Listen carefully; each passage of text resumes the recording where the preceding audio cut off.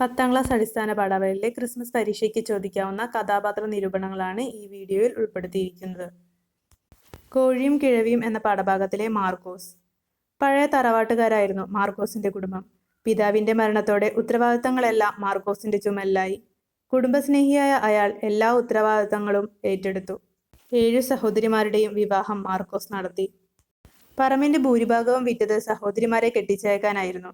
കാലക്രമത്തിൽ ആ കുടുംബം ക്ഷയിച്ചു. പ്രാരാബ്ധങ്ങളുടെ നടുവിലായിരുന്നു ജീവിതമെങ്കിലും അയാൾ ഒരിക്കലും നീതികേട് പ്രവർത്തിച്ചില്ല. തന്റെ സഹായം കൊണ്ട് പച്ചപിടിച്ചതാണ് മത്തായിയുടെ കുടുംബം എന്ന് അറിയാമെങ്കിലും ആ ഒരു മനോഭാവത്തോടെ അയാൾ പെരുമാറിയില്ല.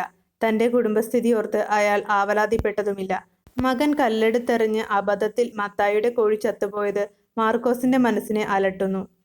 ഈ സംഭവം ഒരു വഴക്കിന് കാരണമാകുമോ എന്ന് മാർക്കോസ് ഭയപ്പെട്ടതുപോലെ കോഴി പ്രശ്നം പോലീസ് കേസായപ്പോഴും മാർക്കോസ് സംയമനത്തോടെയാണ് നിലകൊണ്ടത്. ആരെയും കുറ്റപ്പെടുത്താനോ വികാരപരമായി പ്രതികരിക്കാനോ മാർക്കോസ് തയ്യാറായില്ല. നാട്ടിൻപുറത്തിന്റെ നന്മ മനസ്സിൽ സൂക്ഷിക്കുന്ന കഥാപാത്രമായി മാർക്കോസ് ഈ കഥയിൽ നിറഞ്ഞു നിൽക്കുന്നു.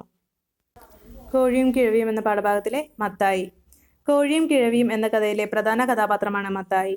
മാർക്കോസിന്റെ അപ്പന്റെ സഹായത്താൽ പച്ചപിടിച്ച കുടുംബമാണ് മത്തായിയുടേത്. സാമ്പത്തികമായി വളർച്ച പ്രാപിച്ചപ്പോൾ കടന്നുവന്ന വഴികൾ മത്തായി സൗകര്യപൂർവ്വം മറക്കുന്നു. തങ്ങളുടെ വളർച്ചയ്ക്ക് കാരണക്കാരായ കുടുംബം അടിക്കടി തകർന്നു പോകുന്നത് കണ്ടിട്ടും മുൻകാലങ്ങളെ സഹായിച്ചവരാണ് അവർ എന്ന് ചിന്തിക്കാനുള്ള സന്മനസ് മത്തായിക്ക് ഉണ്ടാകുന്നില്ല.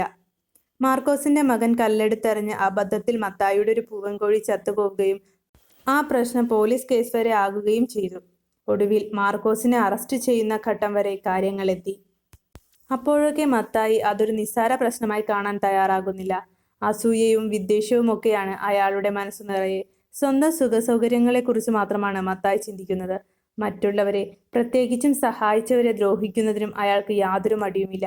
ഇങ്ങനെ കോഴിയും കിഴവിയും എന്ന കഥയിലെ മറ്റു കഥാപാത്രങ്ങളിൽ നിന്ന് തികച്ചും വ്യത്യസ്തമായ സ്വഭാവത്തിനുടമയാണ് മത്തായി.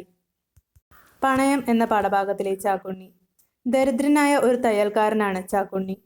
തൊഴിലിനോടുള്ള ആത്മാർത്ഥതയും കലയോടുള്ള ആഭിമുഖ്യവും കുടുംബത്തോടും സഹജീവികളോടുമുള്ള സ്നേഹവും അയാളുടെ സ്വഭാവ സവിശേഷതയാണ്.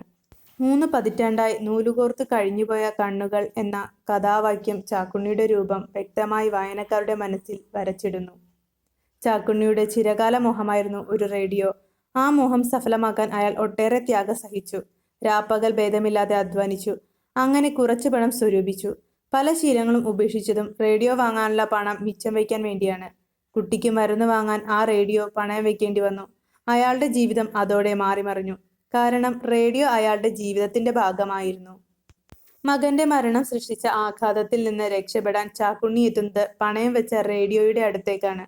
തുണിസഞ്ചി തുറന്ന് റേഡിയോയിൽ തൊട്ടു നോക്കുമ്പോൾ അയാളുടെ കണ്ണുകൾ വിടർന്നു. അയാൾക്ക് അത്രയും പ്രിയപ്പെട്ടതും ആശ്വാസം പകരുന്നതുമായിരുന്നു ആ റേഡിയോ. മരിച്ചുപോയ മകനുകൂടി പ്രിയപ്പെട്ട ബാലമണ്ഡലം പരിപാടി കേൾക്കാനാണ് അയാൾ വരുന്നത്. ദ്രവിച്ച റബ്ബർ ചെരുപ്പിട്ട ആണി ബാധിച്ച കാലുകൾ മണ്ണിലൂടെ ഇഴച്ച് തിരിഞ്ഞു നോക്കാതെ നടക്കുന്ന ചാക്കുണ്ണിയുടെ രൂപം വായനക്കാരുടെ മനസ്സിൽ നീറുന്ന ഓർമ്മയായി അവശേഷിക്കും. പണയം എന്ന പാഠഭാഗത്തിലെ ചെമ്പുമത്തായി. ചെമ്പുമത്തായി പണയം വാങ്ങി കടം കൊടുക്കുന്ന പലിശക്കാരനാണ്. സ്വർണമാണ് അയാൾ പണയമായി വാങ്ങുന്നത്. അങ്ങനെ വലിയ സമ്പന്നനായി മാറിയ ആളാണ് മത്തായി. പണത്തിലല്ലാതെ മറ്റൊന്നിലും അയാൾക്ക് താല്പര്യമില്ല. ലാഭമാണ് അയാളുടെ ലക്ഷ്യം. ചാക്കുണ്ണിയോടുള്ള അടുപ്പം കൊണ്ടാണ് അയാൾ റേഡിയോ പണയവസ്തുവായി സ്വീകരിക്കുന്നത്. ചാക്കുണ്ണിക്ക് റേഡിയോയുമായുള്ള ബന്ധം എത്ര പറഞ്ഞിട്ടും മത്തായിക്ക് മനസ്സിലാകുന്നില്ല. മനുഷ്യനെ മെനക്കെടുത്താനുള്ള ഓരോ പരിപാടികളായാണ് അയാൾ റേഡിയോയെ കാണുന്നത്. റേഡിയോ കേൾക്കുന്ന സമയത്ത് എന്തെങ്കിലും പണി ചെയ്ത് പണമുണ്ടാക്കിക്കൂടെ എന്നാണ് മത്തായിയുടെ ചോദ്യം. കലയും സംഗീതവും ഒന്നും അയാളുടെ വിഷയമല്ല. പണം മാത്രമാണ് അയാളുടെ ആരാധനാപാത്രം. മനുഷ്യത്വത്തിൽ നിന്ന് അകന്നു നിൽക്കുന്ന മത്തായിയെയാണ് നാം കഥയിൽ കാണുന്നത്. പണത്തോടുള്ള ആർത്തിയാണ് അയാളെ മുന്നോട്ട് നയിക്കുന്നത്.